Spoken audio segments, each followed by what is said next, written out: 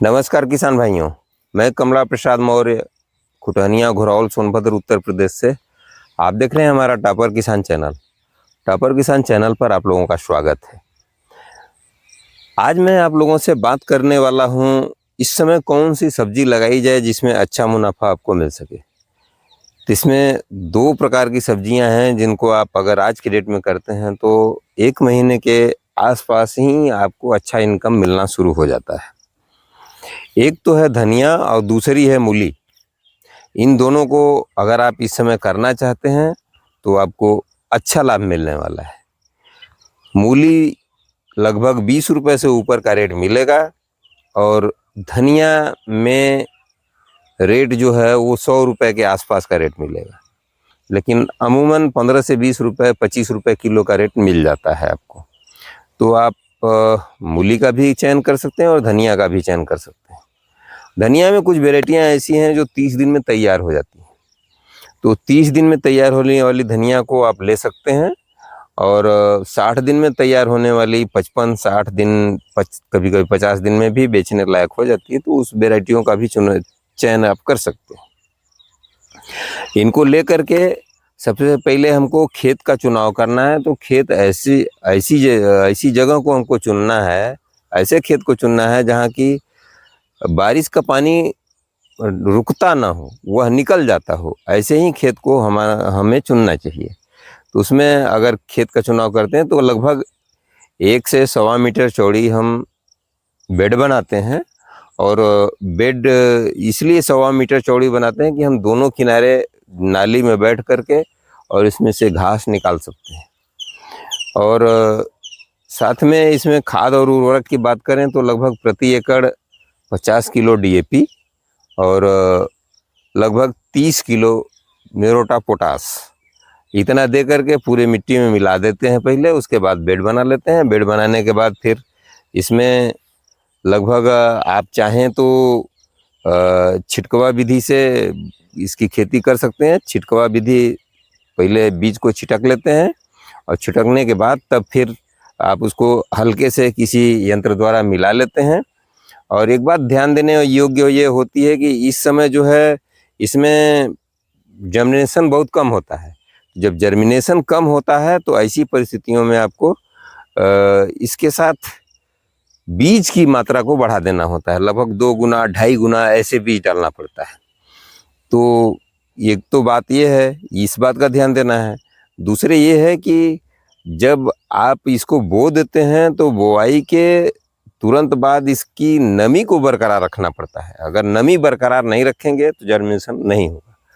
और जैसे ही आप इसकी जर्मिनेशन अगर पूरा कंप्लीट हो गया तो समझ लीजिए कि आपका इनकम लगभग सुनिश्चित हो गया। इसलिए कि धनिया में किसी प्रकार का कीड़ा नहीं लगता है। इसमें जो समस्या आती है वो आती है पत्तियों के पीला होने की, तो वो अक्सर फंगस की वजह से होता है, फंजीसाइड की वजह से होता है। तो फंजीसाइड से बचने के लिए, फंगस से बचने के लिए आपको फंजीसाइड का प्रयोग करना होता है।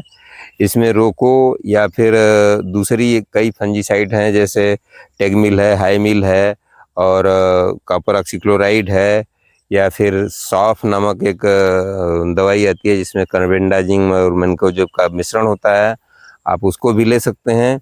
इसके सहायता से आपको हर हफ्ते लगभग छिड़काव करना पड़ता है, क्योंकि बारिश के समय में फंगस ज़्यादा लगता है।